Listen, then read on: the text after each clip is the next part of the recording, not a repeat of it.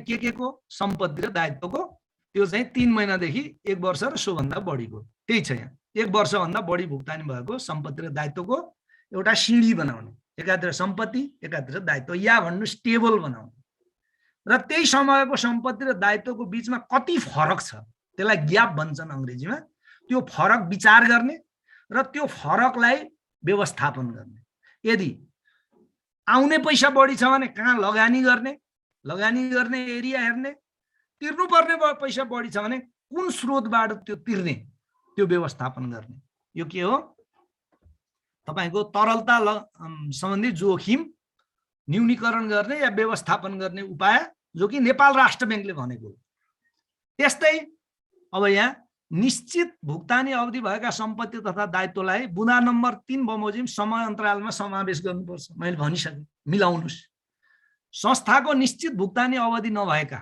चल्ती तथा बचत निक्षेप जस्ता दायित्व मध्ये प्राथमिक निक्षेपको रूपमा रहेका र न्यूनतम कायम गर्ने मौजदातको अंशसम्मको रकम 1 वर्षभन्दा बढी समयको समय अन्तरालभित्र समावेश गर्नुपर्छ अब हेर्नुस् चल्तीको रकमलाई के गर्ने जसको मेच्युरिटी पिरियड छैन बचतको लागि के गर्ने भन्दा सजिलो उपाय राष्ट्र बैंकले भनिदिएको छ अरु रकम तपाईले छुन पाउनु भएन जुन मिनिमम ब्यालेन्स छ नि चल्तीको खातामा रहेको मिनिमम ब्यालेन्स बचत खातामा रहेको मिनिमम ब्यालेन्सलाई चाहिँ तपाईले के गर्नु पर्यो 1 वर्षभन्दा बढी भुक्तानी अवधिकोमा एडजस्ट गर्न सक्नु त्यो एडजस्टमेन्ट हो हैन सामान्यतया अब अर्को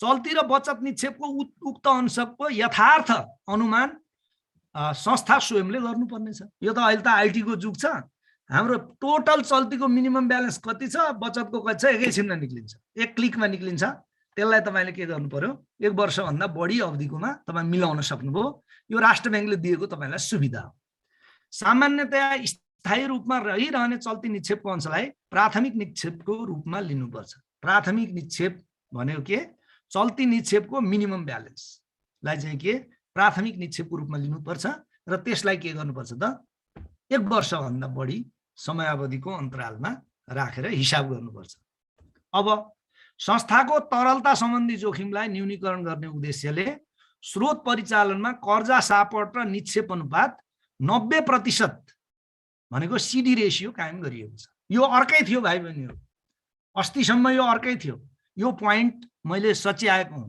अहिले यसरी तपाईले अहिले स्वाट्टै राष्ट्र बैंकको वेबसाइटमा गएर हेर्नु भने यो सचिसकेको छैन सचिन्छ जतिखेर एकीकृत निर्देशिका उसले प्रकाशित गर्छ टाइम लाग्छ अलिकता एकीकृत निर्देशिका प्रकाशित गरिसक्यो भने यो वर्षका लागि यही आउँछ तर गत वर्षकोमा के छ त सीसीडी रेशियो छ भाइ पनि सीसीडी रेशियो चाहिँ 85% भन्दा बढी हुनु हुँदैन भनेर छ भने अब के गर्यो कि मोनेटरी पोलिसीले सीसीडी रेशियो खारेज गरिसक्यो त्यसको ठाउँमा के राखिदियो त सीडी रेशियो राखेको हुनाले त्यसलाई चाहिँ मैले रिप्लेस गरेर यहाँ मैले बोल्ड पनि गरिदिएको छु 90% सीडी रेशियो राख्ने भनेको पनि निर्देशन हो के का लागि रहेछ त्यो तरलता जोखिम व्यवस्थापन गर्न नत्र त बैंकले त 90 भन्दा माथि 100 भन्दा माथि लगिदिन्छ एक ताका कृषि विकास बैंकको सीडी रेशियो 120 थियो भाइ पनि कसरी सम्भव भयो होला सम्भव हुने कारण के छ यो भन्दा अगाडि तपाई हामीले पढेकै छौं कि क्रेडिट क्रिएसन भनेको मतलब उसँग डिपोजिट थियो 100 रुपैयाँ 120 रुपैयाँ कर्जा लगानी गरिदियो के कृषि विकास बैंकले यो रियल हो आज भन्दा 10-15 वर्ष अगाडि रिस्ट्रक्चरिङ हुनु भन्दा अगाडि कसरी सम्भव भयो क्रेडिट क्रिएसनको कारणले है त यो चाहिँ मैले एडजस्ट गरेको चीज हो यो यस पटकको तपाईको चाहिँ नि यस पटकको मौद्रिक नीतिबाट यसलाई सच्याएको हो अहिले यो मूल कपीमा सचिसकेको छैन नेपाल राष्ट्र बैंकले जब एकीकृत निर्देशिकाको नयाँ भर्सन निकाल्छ उसले वेबसाइटमा राखिदिहाल्छ तपाईहरुको जाँच हुने बेलासम्म तपाई हेर्न पनि पाइहाल्नु होला है अब म एकैछिन धेरै म एक ओरो मात्रै मैले कुरा गरे अब भाइ बहिनीहरुले कतिपय शब्द नबुझेको हुन सक्छ कतिपय गुनासो हुन सक्छ म एकैछिन 5 मिनेट चाहिँ कहाँ जान्छु च्याट बक्सतिर जाँदैछु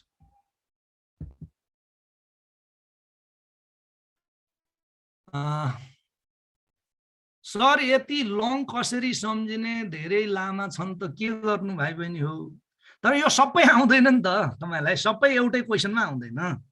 जस्तै कर्जा जोखिम व्यवस्थापन गर्ने नेपाल राष्ट्र बैंकको निर्देशन अनुसार कर्जा जोखिम व्यवस्थापन गर्ने उपायहरू उल्लेख गर्नुहोस् भनेर आउँदा, या नेपाल बैंक लिमिटेडका भाइ बहिनीलाई कर्जा जोखिम भनेको के हो, कर्जा जोखिम व्यवस्थापन गर्ने उपायहरू उल्लेख गर्नुहोस् भनेर, त्यो भने 8 वटा पोइन्ट छन्। त्यस्तै तपाईको सञ्चालन जोखिम भन्यो भने 10-11 वटा पोइन्ट छन्।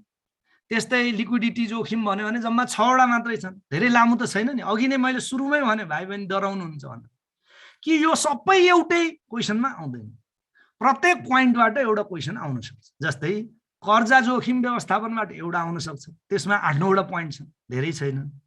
त्यस्तै सञ्चालन जोखिमबाट फुल क्वेसन आउन सक्छ, त्यसमा 10-11 वटा छन्। यसमा त झनै कम रहेछन्, कतिवटा रहेछन् दिने, यो तपाईँ एकैछिनमा कण्ठ गरिहाल्नुहुन्छ हैन। यसलाई चाहिँ धेरै ठुलो रूपमा नलिनुस्, नबुझियो भने चाहिँ यो गाह्रो छ। एकचोटि बुझ्नुभयो भने तपाईहरुको भाइ बहिनीहरुको दिमागले यसलाई सजिलै क्याच गर्छ। यो धेरै गाह्रो विषय छैन।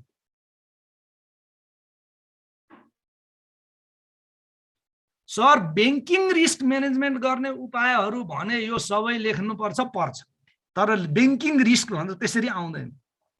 त्यसरी आयो भने त एउटा क्वेसन दिनु पर्यो तपाईलाई, एउटा क्वेसन दिने 2 छ कि 3 घण्टा छ तपाईको समय, तपाईको त्यो भरि एउटै क्वेसन गर्ने हैन। तर त्यसरी आउँदैन। जस्तै सिलेबसमा त छ, कृषि विकास बैंकको सिलेबसमा के छ, नेपाल राष्ट्र बैंकबाट जारी निर्देशिकाहरू भनेको छ। अब नेपाल राष्ट्र बैंकबाट जारी निर्देशिकाहरूको वर्णन गर्नुहोस् भनेर कसरी गर्ने? 21 वटा निर्देशिका छ। यसो चाहिँ हुन सक्छ। फेरि नेपाल राष्ट्र बैंकबाट जारी निर्देशिकाहरूको उल्लेख गर्नुहोस् भन्यो भने दनादन 21 वटा पोइन्ट चाहिँ लेख्नुपर्छ है। त्यसरी हुन्छ। क्वेसन बनाउनेले पनि तपाईले गर्नै नसक्ने त्यसरी बनाउँदैन। अब एकजना भाइले बिजनेस सोलिसिटेसनको बारेमा भनेको, जुन कर्जा त विभिन्न पार्टीहरूबाट हामी प्राप्त गर्छौं, पार्टीहरूलाई लगानी गर्ने हो। पार्टीहरूकोमा गएर उहाँलाई चाहिँ हाम्रो बैंकमा आउनुस्, हामी यस्ता यस्ता सुविधा दिन्छौं भनेर कन्भिन्स गर्ने, जसलाई मार्केटिङ फंक्सन भन्छ। त्यो चीजलाई बिजनेस सोलिसिटेसन भन्छन् भाइ बहिनी। 6 नम्बरको बुँदा त सिम्पल छ। यो गत वर्षसम्म यो सीसीडी रेशियोको व्यवस्था उल्लेखित थियो। यो चाहिँ यस पटकको मोनेटरी पोलिसीमा सीसीडी रेशियो काटेर सीडी भएको हुनाले त्यही बनाएको हो भाइ बहिनी। भनेको कर्जा निक्षेप अनुपात चाहिँ 90% भन्दा बढी हुनु हुँदैन भनेर जुन मोनेटरी पोलिसीमा आयो, अनि त्यो पोलिसीको आधारमा जुन परिपत्र आयो त्यसको आधारमा यसलाई चेन्ज गरेको हो। पहिला चाहिँ यो तपाई पुरानो नोटमा यो सीसीडी भेट्नुहुन्छ, मैले नै दिएको नोटमा पनि सीसीडी देखिएला, त्यसलाई तपाईले चेन्ज गर्नुपर्छ है, किनभने त्यो मोनेटरी पोलिसी आउनुभन्दा अगाडिको नोट। त्यस्तै गरी अर्को कविता लेख्नुहुन्छ, mention the existing risk facing by BFS, how do the banks manage भनेर क्वेसन एनबीएल 4th लेभलमा आएको छ। सर अहिले पढेको लेख्ने हो, एक्ज्याक्टली त्यही हो, लेख्ने त्यही हो हैन। तपाईको पहिला के लेख्नु पर्यो, कुनै पनि व्यवसायमा यसरी लेख्नु पर्यो सुरु गर्दा। जो कविता बहिनीले भन्दै हुनुहुन्छ नि, एउटा क्वेसन मैले अघि पढे, त्यसको उत्तर कसरी लेख्नु त भन्दा, कुनै पनि व्यवसायमा धेरै प्रकारका जोखिम हुन्छ। त्यसैगरी बैंकिङ व्यवसायमा पनि धेरै प्रकारका जोखिम छन्, जसमध्ये निम्नलिखित जोखिमहरू सबैभन्दा महत्त्वपूर्ण जोखिम हो या बैंकिङ व्यवसायलाई सबैभन्दा बढी प्रभावित गर्छ हैन। अब यहाँ म्यानेज गर्ने भनेको छैन तपाईको क्वेसनमा, कविता बहिनी कुन कुन हुन् भनेको छ भने परिचय दिने हो। अब म यहाँ क्वेसन गयो, क्वेसन मैले पूर्ण रूपमा हेर्न पाइनँ, पाउनु है, एकछिन म हेर्छु है, प्रयास गर्छु। यो सबै भाइ बहिनीलाई राम्रो छ, राम्रो यो क्वेसन छ, कता हराएको। Mention the existing risk facing by BFIs, how do the banks manage भनेर क्वेसन आयो भने एनबीएल 4th लेभलमा आएको छ। सर यसलाई अहिले पढेको लेख्ने हो है सर? यस। तर के छ, तपाईँ सम्पूर्ण जुन अहिले पढ्नुभयो नि त्यो लेखिसक्नुहुन्न यसमा। तपाईँले गर्नु के पर्यो, कवितादेखि सबै भाइ बहिनी अब यसलाई तपाईँले छोटकरी बनाउनु पर्यो। कसरी बनाउने हो त? Mention the existing risk facing by BFIs भन्यो भने ती 7-8 वटा रिस्क जुन तपाईँको नोटमा दिएका छन्। के? कर्जा, कर्जा जोखिम, तरलता जोखिम, फरेन एक्सचेन्ज जोखिम, मार्केट जोखिम, अन्तर ब्याज दर, एक्सचेन्ज रेट जोखिम, ती तिनको नाम लेख्ने। मेन्सन भन्यो भने नाम लेख्ने हो भाइ बहिनी। ती भनेको के हो भन्नपट्टि लेख्ने होइन हैन। मेन्सन भन्यो भने जस्ट राइट डाउन भन्ने हो हैन। अब bench, how do bench manage भनेर आयो भनेपछि के गर्नु पर्यो त? अब कर्जा सम्बन्धी जोखिम अब लेख्नु पर्यो। कर्जा जोखिम म्यानेज कसरी गर्ने? सर्टमा लेख्नु पर्यो। अब तपाईँ लामो लेख्न थाल्नु भने तपाईँ भ्याउनुहुन्न।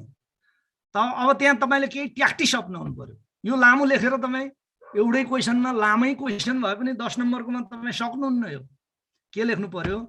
कर्जा जोखिम व्यवस्थापन गर्नका लागि, जो मैले नोटमा दिएको छु माथितिर, कर्जा जोखिम व्यवस्थापनका आधारहरू भनेर जुन 3टा परिपत्र लेखेको छु नि भाइ बहिनी हो। के रे? प्रोभिजनिङ र क्लासिफिकेसनको छ, सिंगल अब्लिगर लिमिटको छ त्यहाँ हैन। अर्को चाहिँ के छ, तपाईको लगानीको सीमा छ। त्यो कुरा लेखिदिनु भयो भने अरु लेखिराख्नु पर्दैन। नेपाल राष्ट्र बैंकले तोके अनुसारको एकल सीमा कायम गर्ने, तपाईको नेपाल राष्ट्र दोहोर्याइराख्नु परेन। नेपाल राष्ट्र बैंकले तोके अनुसार कर्जा वर्गीकरण र प्रोभिजनिङ गर्ने, सिंगल अब्लिगर लिमिट लागू गर्ने र नेपाल राष्ट्र बैंकले तोकेको सीमाभित्र मात्र कर्जा प्रवाह गर्ने भन्नु भने क्रेडिट रिस्कलाई त्यसले भ्याइहाल्छ। त्यसपछि लिक्विडिटी रिस्क आयो भने सिम्पली के लेख्नु पर्यो? सम्पत्ति र दायित्वको तपाईको एउटा टेबल बनाउनु पर्यो हैन। टेबलमा एकापट्टि सम्पत्ति एकापट्टि दायित्व राख्ने र त्यसलाई चाहिँ 3 महिने 6 महिने 9 महिने 1 वर्षमा परिणत गर्ने र त्यसको ग्याप एनालिसिस गर्ने र ग्यापको आधारमा व्यवस्थापन गर्ने। बढी भयो भने कहाँ लगानी गर्ने त्यो व्यवस्था गर्ने भने, कम बढी भयो भने कहाँबाट रकम ल्याउने त्यो व्यवस्थापन गर्ने। अनि यसरी अब सर्टमा जानु पर्यो भाइ बहिनी। यो सबै तपाईँ लेख्न थाल्नु भने त एउटै क्वेसनमा तपाईँ सकिन्छ नि हैन। त्यस्तै अरु त झन् सर्टै छन्। अरु यस सम्बन्धी कुरा अरु सर्टमा छन्। अलिकता भाइ बहिनीले चलाखीपूर्ण तरिकाले यसलाई लेख्नु पर्यो है। अब यसै गरी आउँछ भन्ने जरुरी त छैन। बाइ द वे आयो भने, आएकै क्वेसन हो भने पनि यो सबै लेख्नपट्टि लाग्नु भने तपाईले क्रेडिट रिस्क र मेरो विचारमा लिक्विडिटी रिस्क सक्नुहुन्छ कि त्योभन्दा अगाडि जान सक्नुभयो भने पनि अर्को क्वेसन छुट्छ। त्यसैले गाह्रो हुन्छ। यो मैले भने कविता बहिनी थ्याङ्क यू, राम्रो क्वेसन हो। मैले एउटा ट्याक्टिसको कुरा गरेँ। त्यस्तै अब हेरौँ।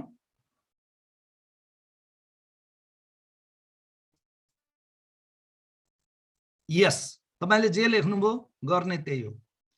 कविता उहाँले भन्नुभएछ एउटा पोइन्ट डाइरेक्टिभ नम्बर 2, 3 र 8 लाई आधार मानेर कर्जा जोखिम व्यवस्थापन गर्ने। अब त्यतिखेर यो गर्ने त्यो गर्ने लेख्नु भएन। तिनै कुरा त छन् नि तल, तिनै डाइरेक्टिभमा जे छन् तिनै कुरा छन्। अर्को अब सिडी रेसियो भनेको यो क्रेडिट र डिपोजिटको रेसियो हो भाइ बहिनी। टोटल कर्जा कति छ त्यसलाई टोटल डिपोजिटले भाग गर्नुभयो भने त्यसलाई सिडी रेसियो भन्छ हैन। कर्जा निक्षेप अनुपात नेपालीमा त्यसलाई कर्जा निक्षेप अनुपात भन्छन् भने अंग्रेजीमा त्यसलाई के भन्छ? सिडी रेसियो भन्छ।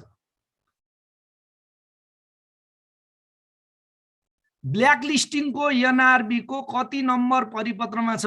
यो अहिले मैले ठक्कै यति नम्बरमा भन्न सक्दिनँ, तर यो यसको व्यापक डिस्कस गर्छौँ हामी। अर्को क्लासमा यसको आउँछ ब्ल्याक लिस्टिङको हैन। आउने क्लासमा एक दिन ब्ल्याक लिस्टिङको व्यवस्था आउँछ। यस, यो भन्यो भने ठ्याक्कै त्यही हो। कसैले एकदम राम्रो यो क्वेसन लेख्नुभएछ रन्जु आचार्यजीले। लिक्विडिटी र प्रफिटेबिलिटी ट्रेड अफ भन्यो, लिक्विडिटी रिस्क म्यानेजमेन्ट लेख्दा हुन्छ। यस, जे आज पढ्नु हो नि त्यो कुरालाई मिलाएर लेख्नु हो भने ठ्याक्कै त्यो एन्सर हो। लिक्विडिटी र प्रफिटेबिलिटीको ट्रेड अफ, यो फाइनान्सियल म्यानेजमेन्टमा पनि यो क्वेसन आउन सक्छ। यो आएकै फाइनान्सबाट हो कन्सेप्ट। हामी ब्याङ्किङमा यसलाई लागू गर्छौँ तर यो कन्सेप्ट आएको कहाँबाट हो? फाइनान्सबाट हो। धेरै राम्रो क्वेसन, ठिक हो बहिनी रन्जु। अर्को चाहिँ यो कसै सपनाले लेख्नुहुन्छ, जोखिम न्यूनीकरण गर्न नेपाल राष्ट्र ब्याङ्कले जारी गरेका निर्देशनहरू व्याख्या गर्नुहोस् भन्दा पोइन्ट सबै लेख्न त कहाँ सक्नु होला र तपाईँ? त्यसका सबै पोइन्ट व्याख्या गर्न सक्नुहुन्न। अघि भने जस्तो ट्रिक अपनाउनु पर्छ यदि त्यो क्वेसन आयो भने।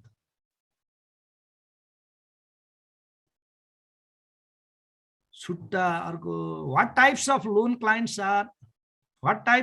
Clients are declared as wilful defaulter in bank.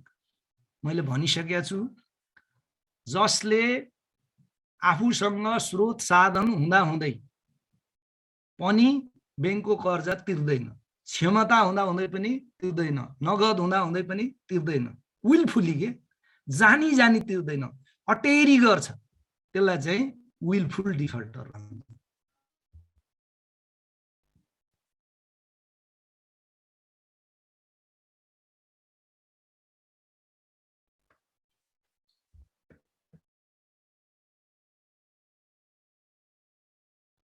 KYC को बारेमा हामी पछि कुरा गर्छौं, अलग्गै छ यसको।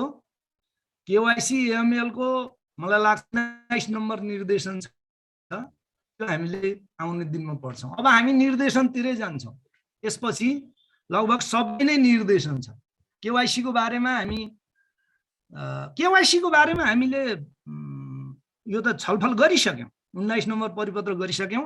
यी केवाइसी भनेको चाहिँ के हो भने इलेक्ट्रोनिक फर्ममा लैजाने। जस्तै अहिले हामी केवाइसी फर्म कागजमा भर्छौं भने यी केवाइसी भनेको चाहिँ जसरी अरु बिजनेस फंक्सनहरुलाई इलेक्ट्रोनिकली हामीले गर्छौं, यदि केवाइसी को फर्मलाई, केवाइसी को जुन सूचना आदान प्रदान गर्ने कुरालाई इलेक्ट्रोनिकली गरियो भने त्यो ई केवाइसी हो। बब्लु ठाकुर भाइ,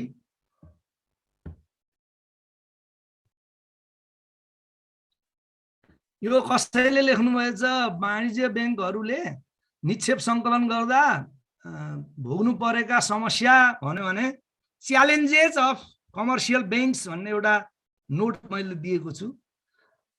वाणिज्य ब्याङ्कका चुनौतीहरुमा यी कुराहरु छन् हैन। बढ्दो तपाईको चाहिँ के कम्पिटिसन होला, टेक्नोलोजीको बढ्दो प्रयोग होला, अनि तपाईको ग्राहकहरुको बढ्दो अपेक्षा होला, यस्ता पोइन्टहरु छन्, त्यहाँबाट लेख्नु पर्छ। यो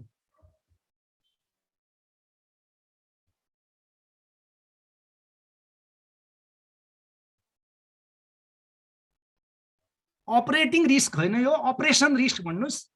त्यसलाई अपरेटिङ रिस्क पनि भन्न सकिन्छ तपाईको बोलीचालीको भाषामा, तर ब्याङ्किङ भाषामा त्यसलाई अपरेसन रिस्क भन्नुस्। अपरेसन रिस्क भनेकै अपरेटिङ रिस्क हो।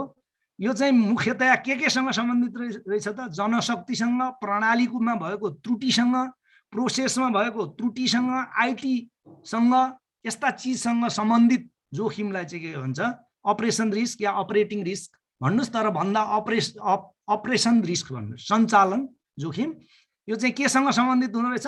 एउटा जनशक्तिसँग, अर्को चाहिँ तपाईको प्रक्रिया सिस्टम पोलिसीमा भएका लुप होलसँग सम्बन्धित हुँदो रहेछ, अर्को चाहिँ तपाईको मोस्टली आईटी सँग सम्बन्धित रिस्कहरुलाई अपरेसन रिस्क, अपरेटिङ रिस्क हामी भन्छौं। त्यस्तै गरी अधिक तरलता र न्यून तरलता व्यवस्थापन गर्न कस्तो उपाय अपनाउनु पर्छ? दुईटै पोइन्ट छ है भाइ बहिनी। अधिक तरलता भयो भने विभिन्न लगानीका विभिन्न क्षेत्रहरू खोजेर लगानी गर्ने, जस्तै treasury bill, bond, government bond, यसमा लगानी गर्ने। न्यून तरलता भयो भने के गर्ने? अन्तर्ब्याङ्क सापट्टि लिन सक्नुहुन्छ, नेपाल राष्ट्र ब्याङ्कबाट सापट्टि लिन सक्नुहुन्छ, कर्जा असुली गर्न सक्नुहुन्छ, सम्पत्ति बेच्न सक्नुहुन्छ। त्यसबाट तपाईलाई के हुन्छ? तरलता प्राप्त हुन्छ। यो चाहिँ म्यानेजमेन्टको क्वेशन हो भाइ बहिनी हो। यो म्यानेजमेन्टमा चाहिँ यस्तो खालको क्वेशन पनि आउन सक्छ। यदि प्रिन्सिपली अधिक तरलता र कम तरलता भयो भने के गर्नुपर्छ भनेको हो। अधिक तरलता भयो भने विभिन्न एरियामा लगानी गर्नुपर्छ। कर्जा लगानी गर्नुस्, बन्ड, डिभेन्चर, ट्रेजरी बिलमा लगानी गर्नुस्, मनी मार्केट उपकरणमा लगानी गर्नुस्, क्यापिटल मार्केट उपकरणमा लगानी गर्नुस्, सुनमा लगानी गर्नुस्, विदेशी विनिमयमा लगानी गर्नुस् हैन।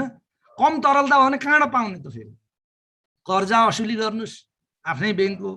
नेपाल राष्ट्र बैंकबाट ऋण सापट्टि लिनुस्, अन्य बैंक तथा वित्तीय संस्थाबाट ऋण सापट्टि लिनुस्। यसरी के हुन्छ, यदि तपाईसँग कम तरलता भयो भने त्यहाँबाट प्राप्त गर्न सक्नुहुन्छ।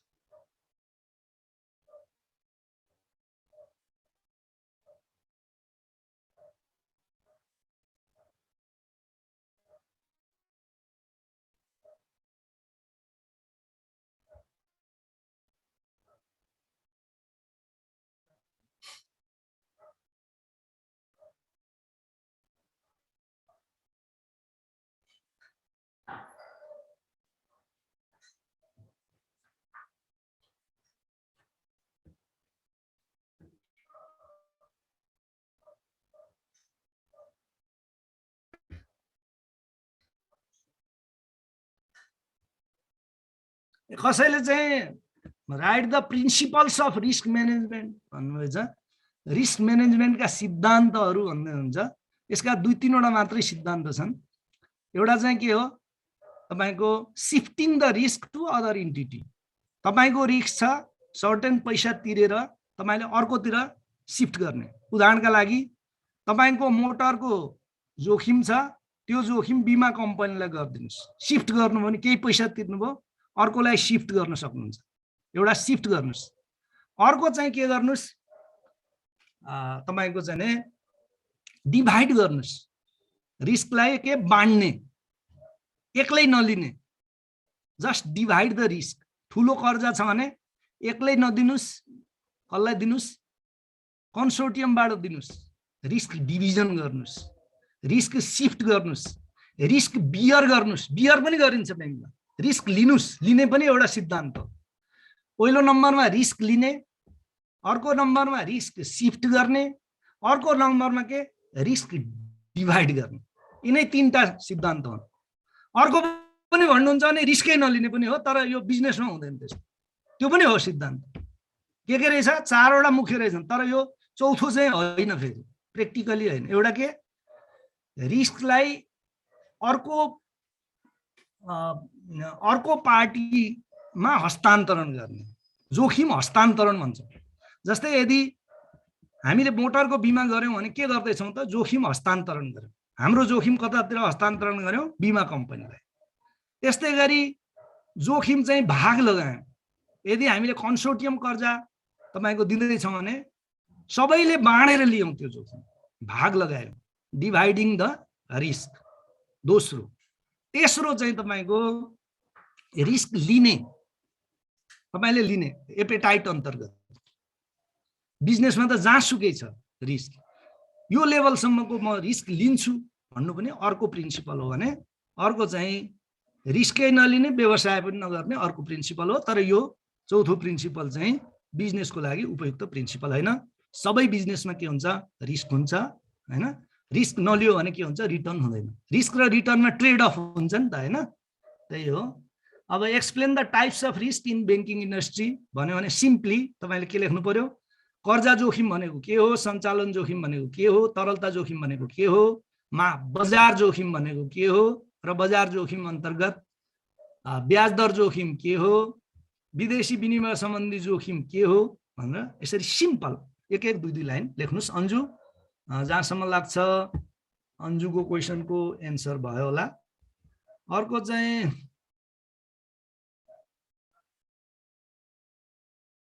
जोखिम न्यूनीकरण गर्न नेपाल राष्ट्र बैंकले जारी गरेका निर्देशनहरूको व्याख्या गर्नुस् भन्दा पोइन्ट ओन्ली कि एक्सप्लेन। यो यदि यस्तो क्वेसन आयो भने तपाईलाई तोकिएको समयमा एक्सप्लेन गर्ने कल्पनै नगर्नुस्। सक्नुहुन्छ भने छिटो छिटो पोइन्ट लेख्ने हो। कहाँबाट सक्नुहुन्छ तपाई, जतिसुकै फास्ट भयो भने सक्नुहुन्न। किनभने 7 किसिमको जोखिम छ त्यहाँ। अझ त्यसको व्याख्या गर्न थाल्नु भने त कर्जा जोखिम मात्रै लेख्नुहुन्छ। 10 नम्बरको आएन 2 नम्बर आउँछ, सबै सकिन्छ। त्यसैले यो आयो भने यस्तो खालकोमा हाम्रो स्ट्राटेजी हुनु पर्यो, जाँचको पनि कसरी लेख्ने भन्ने। एउटै क्वेसनमा अल्मलिनु भएन। सपना बहिनीको मैले क्वेरीको थोरै जवाफ दिएँ।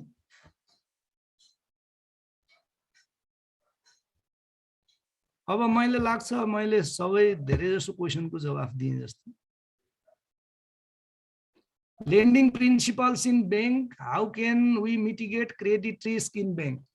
Lending principle 6-7 वटा पढेका छौं नि, नोट पाइसक्नु भएछ त्यसको, नोट हेर्नुस् अब यसको लागि चाहिँ के छ? Principal of safety, principal of liquidity, principal of diversification, principal of national interest. पहिला भाइ बहिनीले त्यो पढ्नु पर्यो कि नोट, खाली क्वेसन मात्रै हेरेर मलाई सोधेर के गर्नुहुन्छ? पहिला दिएको नोट पढिदिनुस् भाइ बहिनीले, दिएको छ के यो नोट, अनि त्यसपछि नबुझेको कुरा पो सोध्ने हो त ल है। अब सर मैले नोट पाएको छैन, कसरी पाउनु भएन भन्नु पर्यो भाइ। मैले त तपाईलाई भनेको नेपाल बैंकको पनि आज बिहान 8 बजे अगाडि नै पठाइदिइसकेको छु, दीपकजीले तपाईलाई दिनुहुन्छ, दीपकजीसँग सम्पर्क गर्नुस्।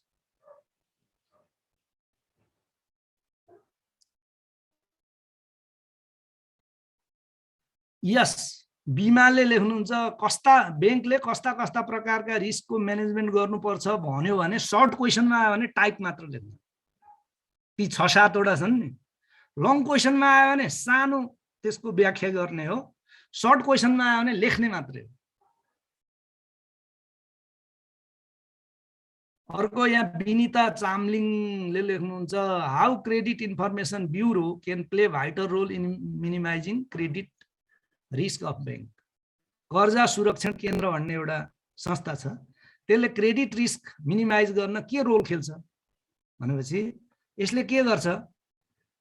देशभरिका सम्पूर्ण बैंक तथा वित्तीय संस्थाको कर्जाको विवरण सङ्कलन गर्छ, त्यो विवरण चाहिँ बैंक तथा वित्तीय संस्थालाई प्रदान गर्छ। यदि उसको रेकर्ड चाहिँ खराब छ भने बैंक तथा वित्तीय संस्थाले के गर्छन्? कर्जा दिँदैनन्। एक। दोस्रो चाहिँ कर्जा लगानी भइसकेको मान्छेले डिफल्ट गर्यो भने त्यसलाई ब्ल्याकलिस्टिङ गरिन्छ त्यही केन्द्रद्वारा। ब्ल्याकलिस्टिङ गर्यो भने के हुन्छ? असुल हुने सम्भावना बढ्छ। यिनै 3-4 वटा कुरा हुन् कर्जा सुरक्षण भनेको। ड्यू डिलिजेन्स भनेको त्यसको अवस्थाको जाँच गर्ने हो, त्यसको फाइनान्सियल स्ट्याटस के छ, उसले चाहिँ गर्नुपर्ने नियम कानुनको पालना गरेछ कि छैन, उसको सम्पत्तिको मूल्य कति छ, उसको शेयरको वास्तविक मूल्य कति छ, यो सबै कुरा जान्ने, उसको बारेमा जान्ने कुरा चाहिँ ड्यू डिलिजेन्स हो। उदाहरणका लागि मान्नुस् रमेश बाबुको ड्यू डिलिजेन्स गर्नु पर्यो तपाईको, मान्नुस् न, भने यो ड्यू डिलिजेन्स भनेको के हो त? तपाईको कति हाइट हो, कति वेट हो, तपाईको नाम के हो, तपाईले कर्जा कति लिनुभएछ, कति तिर्नुभएछ, तपाईको टोटल सम्पत्ति कति हो, हैन, बजारमा यसलाई बेच्यो भने कति आउँछ, यस्ता कुरा चाहिँ ड्यू डिलिजेन्समा आउँछ। तपाईले नियम कानुनको पालना गर्नु भएको छ कि छैन, तर ड्यू डिलिजेन्स कसको गरिन्छ? व्यक्तिको गरिँदैन, मैले उदाहरण मात्र दिएको, व्यावसायिक संस्थाको गरिन्छ। ल अब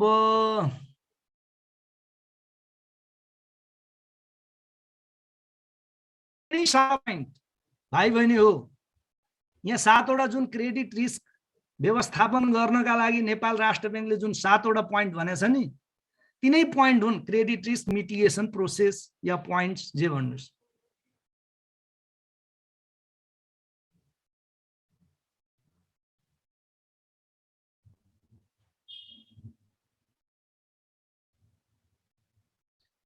अब रिस्क कसैले यो रिस्क लिने, रिस्क शिफ्ट गर्ने, रिस्क डिभाइड गर्ने, अब कसैले चाहिँ प्रिन्सिपल अफ रिस्क म्यानेजमेन्ट भनेर सोध्नु भएको थियो, त्यसको जवाफ भनेको हो। यसमा तपाईँ त्यति नआत्तिनुस्। रिस्क म्यानेजमेन्टका सिद्धान्तहरू भनेर रिस्क म्यानेजमेन्टका किताब क्याम्पसहरूतिर पढ्दाखेरि यस्ता कुरा आउँछन्। तपाईको सिलेबसमा रिस्क म्यानेजमेन्टका सिद्धान्त भनेर छैन। अब बाइ द वे कहाँबाट आयो यो मलाई थाहा छैन, हेर्नु होला कुनै ठाउँमा होला रिस्क म्यानेजमेन्टको सिद्धान्त भन्ने, त्यहाँबाट त्यो क्वेसन आयो, मलाई अलिकता आइडिया भएकोले मैले भनेको। यसमा धेरै टाउको नदुखाउनुस्। कोर ब्याङ्किङ सिस्टम पढाइ भयो कि नाइ सर? 2-3 पटक पढाइ भइसक्यो। एउटा चाहिँ मोडर्न फङ्सन अफ ब्याङ्किङमा पनि पढाइ भयो, अर्को चाहिँ बैंक तथा वित्तीय संस्थाका कार्यहरू भन्नेमा पनि एउटा यो शीर्षकमा हामीले ठुलो व्याख्या गरेका थियौँ। धेरै पटक भइसक्यो टुब्बाहरु भाइ।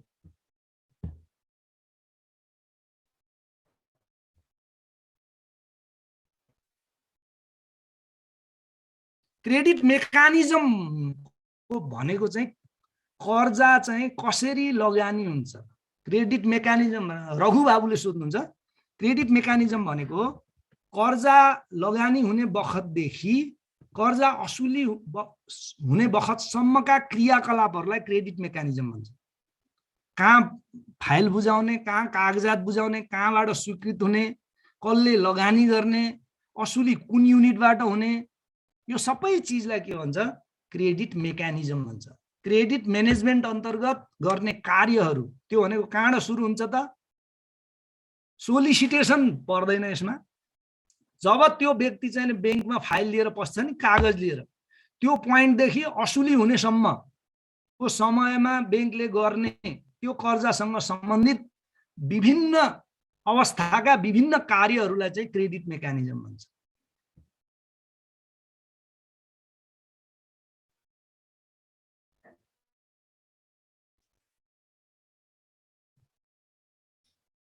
ल खै अवश्य छैन, अब म थोरै अगाडि बढ्छु जस्तो लाग्यो। यही नै हो, यो कसले लेख्नु, एडिबिएलले तरलता जोखिम व्यवस्थापनमा अपनाउने गरेको विधि भन्यो भने ठ्याक्कै यही हो। एडिबिएलले भनोस्, राष्ट्रिय वाणिज्य ब्याङ्कले भनोस्, अर्को के अरे नेपाल ब्याङ्कले भनोस्, नबिलले भनोस्, नबिलको पनि यही हो। आज यति पढौँ सर भन्नुहुन्छ राजुजी, ठिक छ, अब धेरै नपढौँ, तर म एउटा सानो कुरा भनेर अनि सकाउँछु। र केही कसैले ह्यान्ड राइज पनि गर्ने चलन गर्नुभएको छ, त्यसको पनि म कोही छ भने। अब म सानो मात्रै भाइ बहिनी हो, एकैछिन धैर्य गर्नुहोस्। धेरै म तपाईँहरूलाई दुःख दिनेवाला छैन अहिलेलाई, किनभने यो बुझाएर पढाउनु पर्ने विषय छ। अब यो बजार जोखिम व्यवस्थापन गर्ने सम्बन्धी व्यवस्था भनेर जम्मा 2टा पोइन्ट मात्रै छ हैन, त्यो मात्रै कुरा गर्छु। ब्याज दर जोखिम, विदेशी विनिमय दर जोखिमको बारेमा हामी भोलि कुरा गर्छौँ। भोलि त सायद रिस्क म्यानेजमेन्ट सकाउँछौँ हामी। अब बजार जोखिम व्यवस्थापन भनेको चाहिँ मैले अघि पनि भाइ बहिनीलाई भने के पर्छ अरे, मार्केट रिस्क अन्तर्गत चाहिँ रेट रिलेटेड रिस्क पर्छ भाइ बहिनी।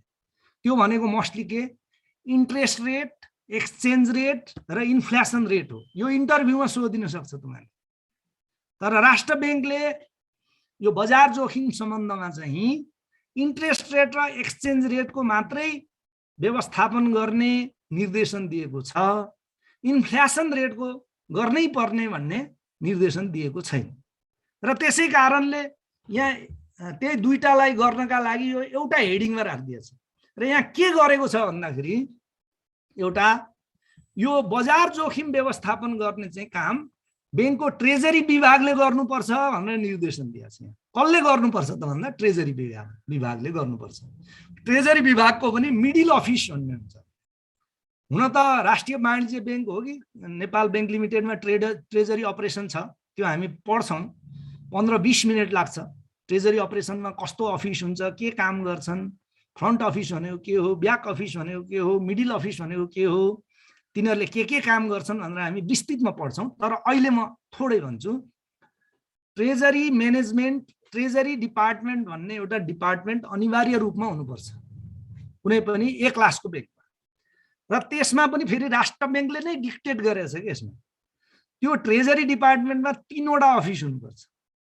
एउटा फ्रन्ट अफिस, एउटा ब्याक अफिस, अर्को मिडिल अफिस। पहिला आजभन्दा 5-7 वर्ष अघिसम्म धेरै ब्याङ्कमा मिडिल अफिस थिएन भाइ बहिनी। म खालि तपाईँहरूलाई ती अफिस के हुन् त्यो सम्झाउँछु, यसको विस्तृत हामी भोलि कुरा गर्छौँ। त के हुन्छ, ट्रेजरी भित्र 3वटा अफिस हुन्छन् भाइ बहिनी हो। तर यहाँ चाहिँ मोस्टली यो परिपत्रमा चाहिँ निर्देशिकामा चाहिँ मिडिल अफिसको कुरा मात्रै लेखेको छ, किनभने बजार जोखिम व्यवस्थापन गर्ने काम चाहिँ त्यो मिडिल अफिसलाई दिनु भनेको छ के। ट्रेजरी विभाग त्यसमा 3वटा अफिस हुन्छ। एउटा फ्रन्ट अफिस जसले डिल गर्छ भाइ बहिनी, अर्को ब्याङ्कसँग ऋण लिन, नेपाल राष्ट्र ब्याङ्कसँग, विदेशी ब्याङ्कहरूसँग, अरू ब्याङ्कसँग कारोबारको डिल गर्छ कि, त्यसलाई भन्छ फ्रन्ट अफिस। भनेको फोनबाट, इमेलबाट, विभिन्न प्लेटफर्महरू प्रयोग गरेर उसले अन्य ब्याङ्क तथा वित्तीय संस्था चाहिँ सँग कारोबारको सुरुवात गर्छ। त्यसलाई के भन्छन्, डिल गर्ने भन्छ। कुरा हुन्छ, ल तपाईँ मलाई 1 अर्ब रुपियाँ 7 दिनको लागि ऋण दिनुहोस् भनेर राष्ट्रिय वाणिज्य बैंकको डिलरले नेपाल बैंकको डिलरलाई भन्छ अब कति रेट दिनुहुन्छ त भन्छ। यसले भन्छ अब बजारमा चलेको 3% छ, म 3.1 दिउँला नि त भन्छ। कहाँ 3% मा हुन्छ, मलाई त 4 चाहिन्छ भन्छ नेपाल बैंकले। यसरी चाहिँ इन्टरेक्सन भएर एउटा रेट तय हुन्छ र त्यो के हुन्छ, कारोबार हुन्छ, इन्टरब्याङ्क कारोबार हुन्छ। त्यसैगरी राष्ट्र बैंकसँगको कारोबार पनि यसले गर्छ। जस्तै ट्रेजरी बिल किन्ने, रिपो लिने, रिभर्स रिपोमा भाग लिने, डिपोजिट अक्सनमा भाग लिने, गभर्नमेन्ट बन्ड किन्ने काम पनि कसले गर्छ, ट्रेजरी विभागको फ्रन्ट अफिसले गर्छ भाइ। यस्तै ब्याक अफिस भन्नेले के गर्छ त, ब्याक अफिसले चाहिँ त्यो फ्रन्ट अफिसले गरेका कारोबारहरूको रेकर्ड राख्ने, कन्फर्मेसन लेनदेन गर्ने कार्यहरू गर्छ। ब्याक अफिसले त जनरली के गर्छ, अकाउन्ट राख्ने, रेकर्ड राख्ने, यस्तै त हो। जहाँ पनि डिल गरे, त्यो डिल भनेको कारोबारको डिल हो। त्यो कारोबारको रेकर्ड राख्ने, अकाउन्ट राख्ने, आदान प्रदान गर्ने काम चाहिँ ब्याक अफिसले गर्छ। त्यहाँ एउटा बीचमा मिडिल अफिस हुन्छ, जुन कि राष्ट्र बैंकले अनिवार्य रूपमा मिडिल अफिस राख्नुपर्छ भन्छ। त्यसको काम भाइ बहिनी हो रिसर्च हो। रिसर्च पनि के को हो, सबै हामीले टियुमा गरे जस्तो रिसर्च होइन। रिसर्च के को हो, रेटको रिसर्च गर्छ।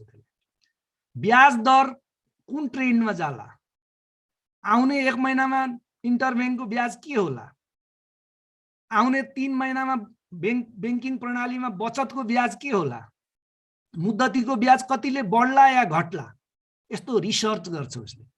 त्यस्तै गरी आउने दिनमा फरेन करेन्सीको मूल्य के होला, आउने 1 महिनाभित्र US डलरको मूल्य बढ्ला कि घट्ला, यस्ता कुराहरू रिसर्च गर्छ। र रिसर्च गरेर के गर्छ, त्यसको जानकारी चाहिँ फ्रन्ट अफिसलाई दिन्छ र त्यो जानकारीको आधारमा फ्रन्ट अफिसले कारोबार गर्छ। र यसले चाहिँ के हुन्छ, फ्रन्ट अफिसको कारोबारलाई नियन्त्रण पनि गर्छ। कहिलेकाहीँ फ्रन्ट अफिसले मेनिपुलेट पनि गर्न सक्छ। इल इन्टेन्सन भयो भने यो भएको पनि छ नेपालमा। जस्तै इन्टरब्याङ्क चलिरहेको 5% थियो, एउटा कुनै ब्याङ्कसँग मिलेर चाहिँ तपाईँको 3% मा दियो। एका लागि त्यो ब्याङ्कले 3 महिनापछि उसलाई ब्याङ्क घुम्न पठाउँछ, किनभने त्यहाँ चाहिँ कुनै तमसुक हुँदैन, फोनको आधार, इमेलको आधारमा हुन्छ भने त्यो रेट, उसले दिएको रेटले के गर्छ, त्यो फ्रन्ट अफिसलाई चाहिँ तपाईँको कन्ट्रोल गर्ने काम गर्छ। फ्रन्टलाई मात्र दिँदैन, फ्रन्ट ट्रेजरी चिफलाई पनि दिन्छ, सिइओलाई पनि दिन्छ, बोर्डलाई पनि दिन्छ। अब मान्नुहोस् कुनै दिन उसको कुनै एउटा दिनमा उसले भन्यो आजको एभरेज इन्टरब्याङ्क रेट 4% हो भन्यो, तर तपाईँले 2% मा दिनुभएको रहेछ भने के हुन्छ, सिइओले तपाईँलाई ठाडै बोलाउँछ। एभरेजमा 4 छ, तपाईँले कसरी 2 मा दिनुभयो भने दुईटा कारण हुन सक्छ। या त उसको इल इन्टेन्सन हुन्छ या उसलाई नलेज हुँदैन, हैन। यसरी मिडिल अफिसले के गर्छ, टोलको काम पनि गर्छ। यसको मुख्य काम रिसर्चको हो। रिसर्चमा पनि केसँग ब्याज दर र विदेशी विनिमय दरको यसले रिसर्च गर्छ। त्यही लेखेको छ। म त्यति भन्छु आज यहाँ चाहिँ, म थोरै पढ्छु मात्रै भाइ बहिनी हो, थोरै धैर्यता गर्नुस्।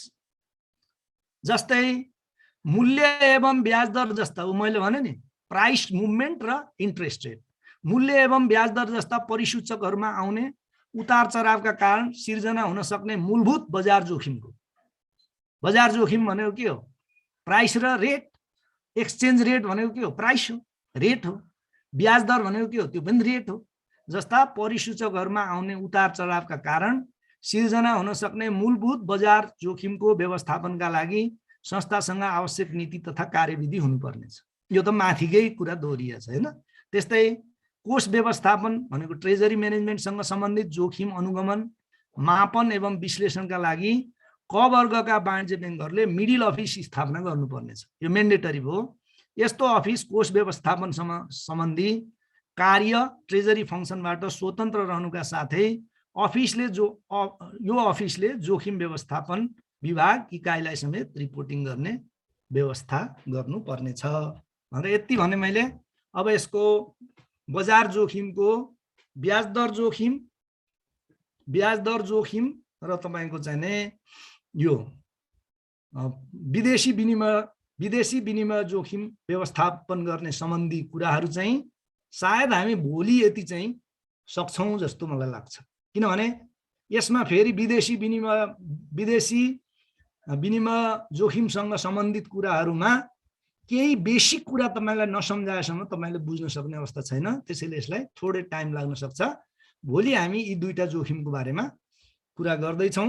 अब म एकैछिन इन सर्ट मात्रै च्याटको कुरा लिन्छु, के रहेछ हेरौँ फेरि।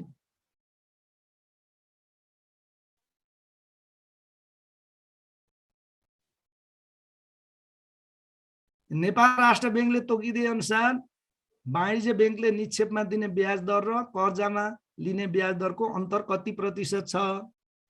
यसरी यति नै प्रतिशत भन्ने छैन, तर एभरेजमा यसलाई स्प्रेड रेट भन्छन् भाइ बहिनी हो। यो चाहिँ 4.4% छ। यसलाई स्प्रेड रेट भन्छन्। यो के छ? 4.4 छ। प्रत्येक कर्जा प्रत्येक डिपोजिटमा हुँदैन। एभरेजमा के हो? दुईटाको बीचको अन्तर 4.4 भन्दा बढी हुनु हुँदैन भन्ने छ। म स्लाइड देखाउँछु। ब्याक अफिस भनेको जसले रेकर्ड राख्छ, अकाउन्ट राख्छ, त्यस्तोलाई ब्याक अफिस भन्छ। कोष व्यवस्थापन र तरलता व्यवस्थापन एउटै हो। अब यसरी बुझ्नुस्, यो कसले भन्नु हो? रघु बाबु, कोष व्यवस्थापन अलि बृहत हुन्छ भने तरलता व्यवस्थापन अलिकता न्यारो हुन्छ। All the liquidity management comes under the head of fund management. कोष व्यवस्थापनलाई अंग्रेजीमा फन्ड म्यानेजमेन्ट भन्छ। But all fund management are not the liquidity management. कोष व्यवस्थापनको एउटा महत्त्वपूर्ण पार्ट हो तरलता व्यवस्थापन हो, तर सबै कोष व्यवस्थापन भनेको तरलता व्यवस्थापन होइन, तर सबै तरलता व्यवस्थापन भनेको कोष व्यवस्थापन अन्तर्गतको विषय। यति हो फरक। म स्लाइड देखाउँछु। ल अब भाइ बहिनीको क्वेरी देखिएन, म एकचोटि स्लाइड देखाउँछु आजको पढाइ भएको। यसमा हामीले दुईटा कुरा विस्तृत रूपमा पढ्यौं। हामी बैंक तथा वित्तीय संस्थाहरूमा तपाईको चाहिँ जोखिम व्यवस्थापन सम्बन्धी कुरा गर्दैछौँ। के को रिफ्रेसमा गर्दैछौँ त? रिफरेन्समा गर्दैछौँ। नेपाल राष्ट्र बैंकले गरेको निर्देशनको आधारमा हामी यी कुराहरू गर्दैछौँ, हैन त? यस अन्तर्गत हामीले विभिन्न जोखिम हुन्छन् भन्यौं। पहिला जोखिम वर्गीकरण भनेर भन्यौं। कुनै कुनै सर्ट क्वेसनमा यही नाम लेख्ने मात्रै पनि आएको छ अघि भाइ बहिनीले गरेको क्वेरीमा। र बैंक तथा वित्तीय संस्थामा मुख्य जोखिम चाहिँ कर्जा जोखिम, सञ्चालन जोखिम, तरलता जोखिम, बजार जोखिम, ब्याज दर जोखिम र विदेशी विनिमय जोखिम हुँदो रहेछ। त्यसैगरी अन्य जोखिम पनि हुँदो रहेछ। र आज हामीले चाहिँ कर्जा जोखिम सम्बन्धमा नेपाल राष्ट्र बैंकले गरेका व्यवस्थाहरूको बारेमा कुरा गर्यौं। यस अन्तर्गत तपाईका कर्जा जोखिममा हामीसँग 7वटा सायद 7वटा पोइन्ट छन्। 8वटा पनि रहेछ, सरी 9 पनि रहेछ, सरी म त 7वटा चाहिँ सञ्चालन जोखिमको हो। 11वटा पोइन्ट रहेछ। र यो कर्जा जोखिम आफै एउटैबाट पनि फुल क्वेसन आउन सक्छ। मैले भने कर्जा जोखिम अन्तर्गत कतिवटा रहेछन् त? 11वटा पोइन्ट रहेछन् भाइ बहिनी। त्यस्तै गरी अर्को हामीले विस्तृत रूपमा व्याख्या गरेको जोखिम हो सञ्चालन जोखिम, जसलाई चाहिँ अपरेसनल रिस्क भन्छन्।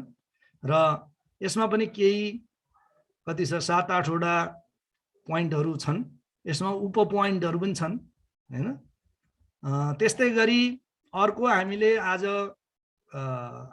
छलफल गरेको विषय तरलता जोखिम व्यवस्थापनसँग सम्बन्धित हो।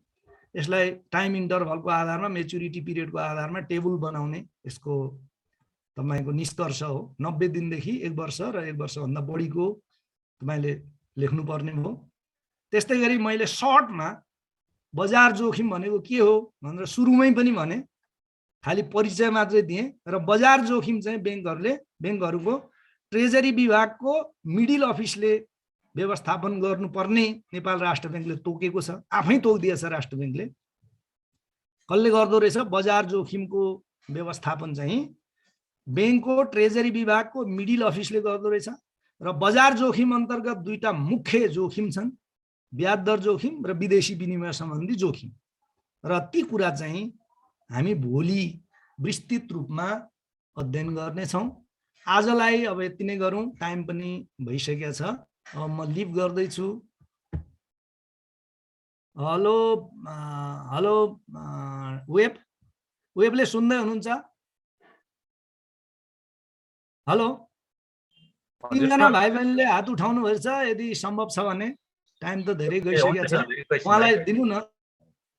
कविता सापकोटाजी अनम्युट गर्नुहोस् त। कविता र रघुनन्दन हो कि उहाँहरूले गर्नुभएछ, यदि सम्भव छ भने प्लिज। सापकोटाजी ल भन्नु सोझै भन्नु क्वेसन तपाईँ के हो तपाईँको कुरा? मेरो त्यो हिजो त्यो फाइनेन्शियल सेक्टर रिफर्मको हो है, आजको त होइन। के